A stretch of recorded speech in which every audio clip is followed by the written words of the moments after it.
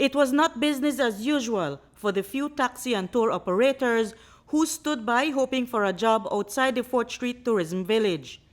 They haven't seen good business for quite some time. My boss has actually designed that we have a bus that you go around the city, they drink, they have a liquor license and they party and they get a nice city tour.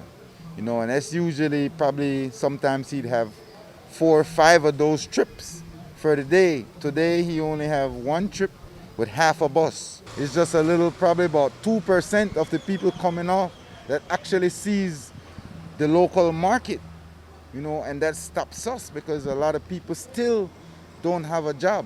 On slow days like this, what do you do? Well, I try to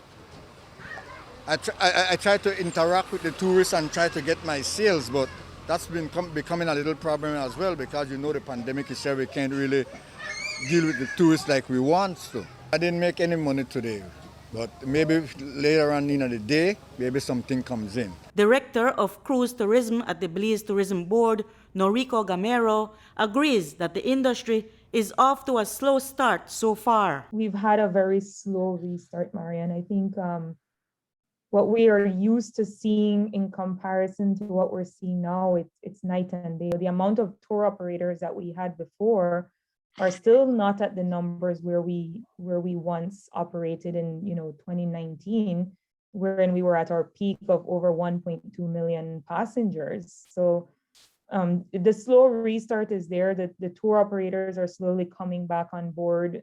Like I said, it's a supply and demand market at this point. Gamero says that the BTB's grants to small stakeholders continue to be disbursed to assist more tour operators and vendors to prepare themselves for the day when cruise tourism will be doing much better than now.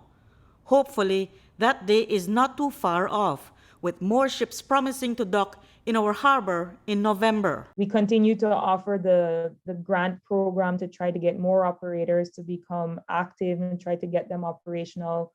The economic restart is essential to get more tour guides back hired. So it's in our best interest to make sure that they also survive. So that's why we have to do these multiple strategies to get them back on board. Selling, marketing themselves, getting their websites up and running as well. But for anything to be up and running come November, Belize has to ensure that COVID protocols are being upheld. But today, News 5's camera caught a few visitors not wearing their masks properly, or not wearing any mask at all. Gamero says if such incidents are brought to the BTB's attention, they will impress upon the security personnel and police officers present at the facilities that enforcement is key. The most important thing for the cruise industry is not to have a breakout. I can't enforce enough how important it is that the protocols continue to be abided by. Every security guard, every tour operator and tour guide, we're all part of the team that has to make sure that we enforce these protocols so that the industry can remain open. Gamero says that since cruise tourism returned in early July, it has brought about 11,000 cruise visitors to our shores. Marion Ali for News 5.